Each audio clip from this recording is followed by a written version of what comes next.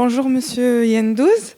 Veuillez me parler tout d'abord de votre participation dans la 23e édition du congrès annuel de la GEF. Alors, c'était un congrès et un sommet très intéressant du point de vue de plusieurs feedbacks et de plusieurs participants, hein, pas uniquement le mien. Pourquoi? Parce que le format est tout à fait innovant. La qualité des intervenants est aussi très, très impressionnante. Les cas présentés de par leur profondeur et aussi, ce sont des cas très pertinents. Et donc, clairement, il y a du contenu. Clairement, il y a une envergure tout à fait différente par rapport à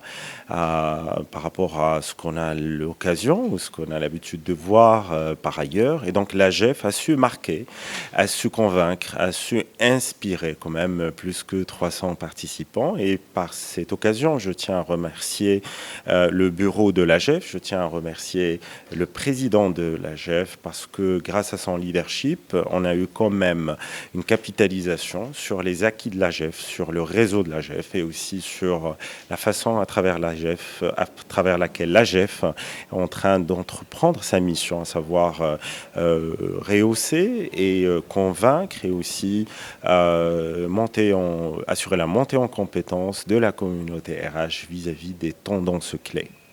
D'accord, donc en tant qu'expert, comment vous concevez ces transformations digitales, notamment pour mettre le capital humain au centre de cette transformation pour une transformation bien réussie?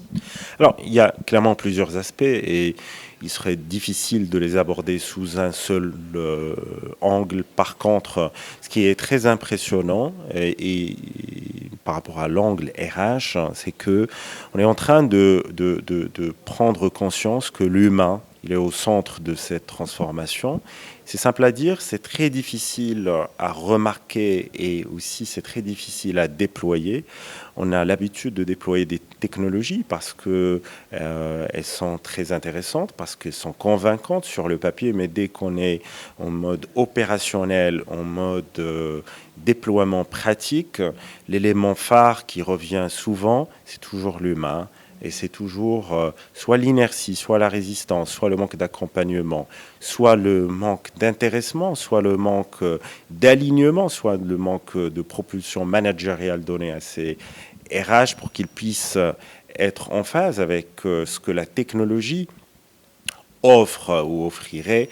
C'est tout un débat, mais c'est toujours intéressant d'avoir ce type d'événement pour avoir l'alignement et aussi la prise de conscience par rapport à l'élément humain et pourquoi il est important qu'il soit accompagné et que les RH, les DRH soient aussi des porteurs de messages puissants et des messages mobilisateurs vis-à-vis des ressources humaines qu'ils gèrent et qui sont ici en train de les accompagner dans le cadre de leur développement personnel. We participated in this conference to help to bring about awareness about the people-centric elements of digital transformation.